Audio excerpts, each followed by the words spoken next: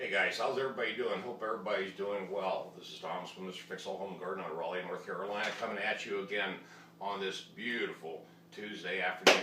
Or is it Wednesday? I'm not sure. Anyway, a couple days after Christmas, and what is all this stuff? Okay, well, I'm glad you asked. All I can say is thanks for all the comments that you guys gave me over the weekend from Christmas and Monday and Tuesday I was working up on the land. So today's got to be Wednesday, right? Yes, today's Wednesday.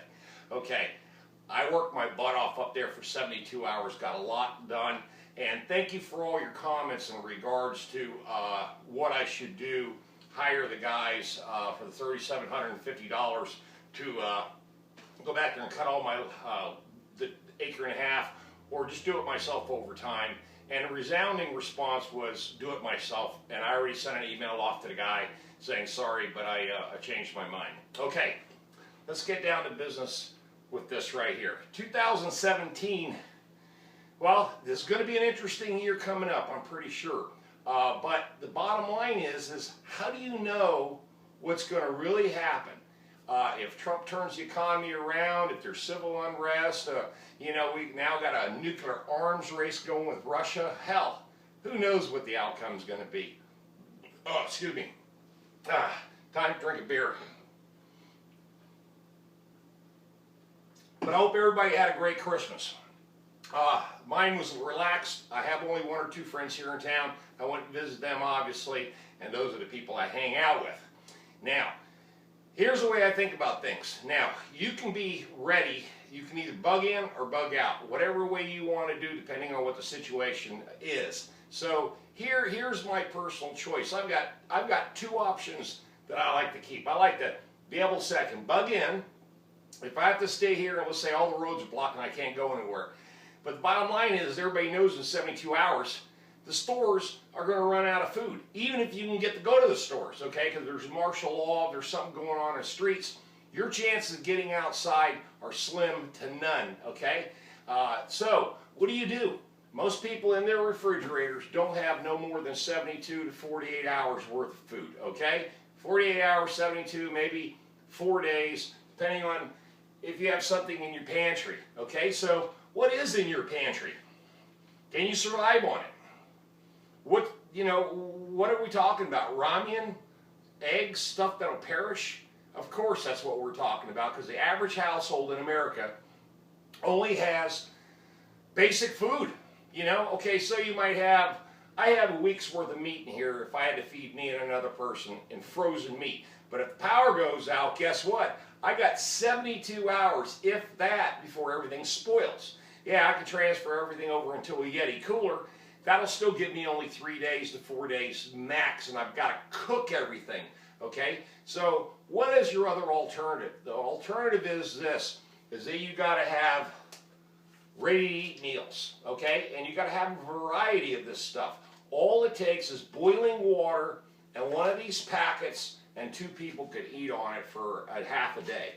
These bigger packets like this provide 2,000, 2,500 calories based on whatever's in these packs. A lot of it's rice, beans, things like that. Black beans, you know, this is a black bean burger. This one here is black bean burger again. Oatmeal, black bean and rice. So you get the idea, okay?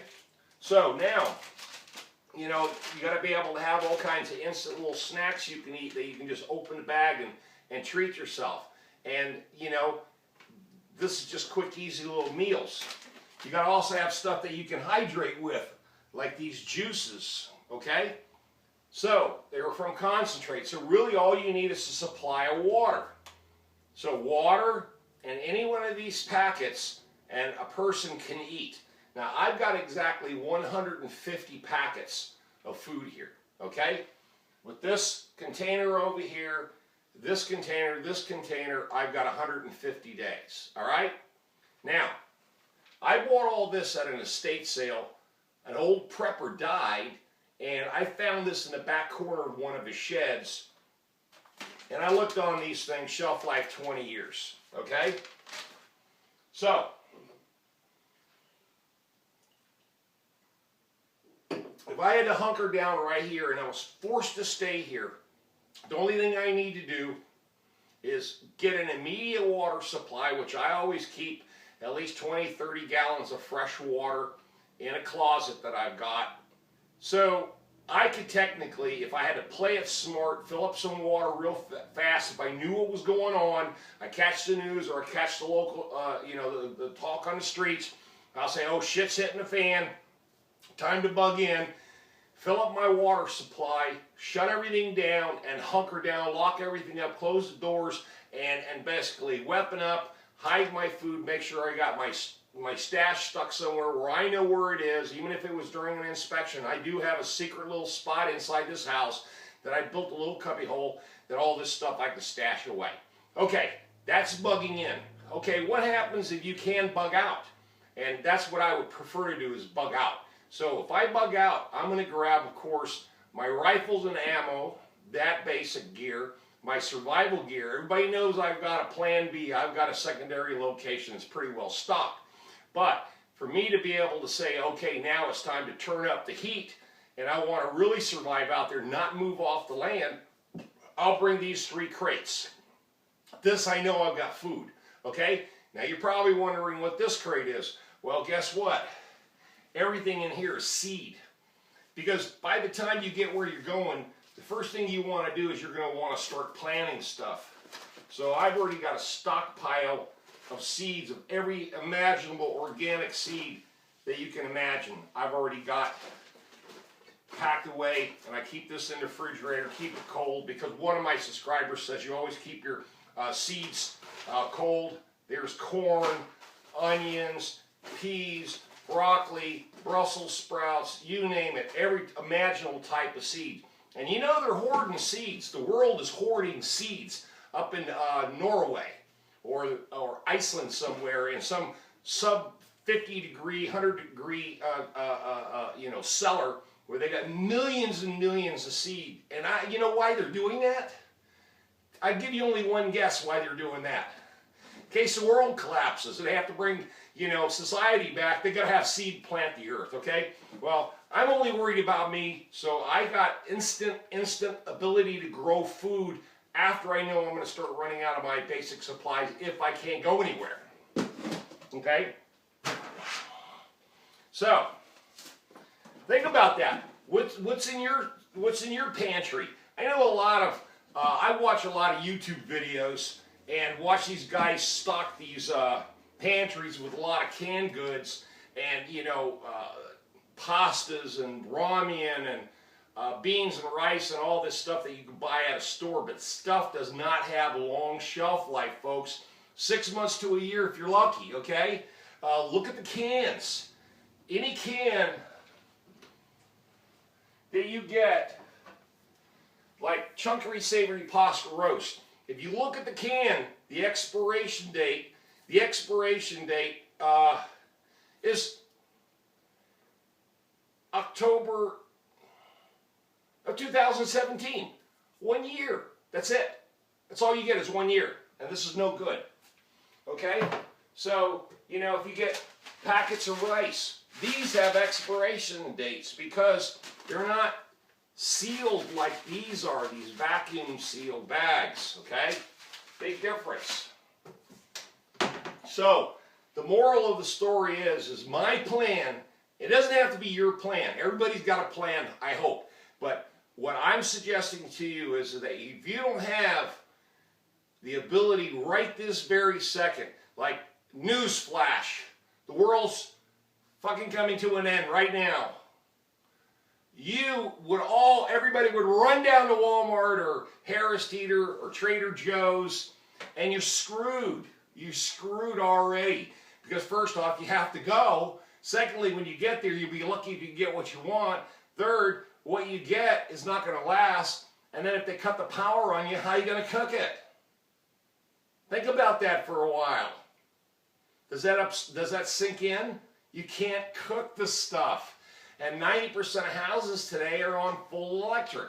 I'm half gas, half electric here. At least the electric can be shut off, but the gas takes time. Okay, they have to physically come pull the meter on my front yard. Okay, they can shut a main and shut the whole neighborhood down, right? In a power box. But gas lines, unless you can have the main somewhere, they won't, you know, the main happens to be, the gas line happens to be in my yard. So if some bitch comes cuts gas off, you might get shot. But by that time, I'm already gone. So I don't give a damn. You know, this place here is only temporary, so I can get my ass out. And you guys know I got a third vehicle, a four-wheel drive Isuzu. I always keep that outside, stashed away. I don't drive it. I got it full of gas. I grabbed these 3 crates. I grabbed my gear, which I've already tested a bunch of times. It all fits in there, okay? I can load up my Isuzu, take me and one other passenger, and I don't even know who that passenger is going to be, because they'd have to be in my location. Well, hopefully it's some good-looking chick that's not too much of a crazy person, or some other dude that's got his shit together. But if he's got his shit together, he ain't going to be following me. He's got his own shit going on. He's going somewhere. He's going to his own place, right? But anyway, I could be gone literally because I have everything in one location. I have one little area where I have one bag full of clothes, my military gear, my weapons, my food. The water supply I've got at location B. I don't need the water supply because you know that's a lot of weight. I don't need to take water with me. And I can go there, and once I get on that property, shut the place down, go DEFCON 3, and I promise you, I'll live, and if anybody gets near me, they die. They will be shot because I've got line of sight. I'm in an elevated position, and I've already got the place starting to get very secure. I'm putting a lot of situational things up there that are, you know, going to protect me, okay? And anybody that tries marauders coming to my location, I'm going to take them out because I got the advantage of the home court. Okay, guys, I thought I'd bring you this video. You need food supplies. You need this shelf life stuff that's 20, 30 years. You need to buy it. You need to figure it out. You know, good, it's called the food supply companies, Nature's Best. There's all kinds of different companies out there to sell this stuff, but the bottom line is buy it. Buy yourself a stockpile of this stuff. Have your plan B down. Practice your plan B. Figure out who you are and what you do and how you can involve yourself in the whole cycle of your neighborhood. You know, who do you need to watch out for? Who do you need to worry about? Or there are people you don't need to worry about at all because they're all going to be freaking out. And you're just one of the locals trying to get the hell out just like they are. Okay, guys, you know what to do. Hit the subscribe button. Give me a thumbs up. Leave those comments. Send the link to your friends. I'll see you guys on another video. Tom out of here. Get prepared. 2017 is right around the corner.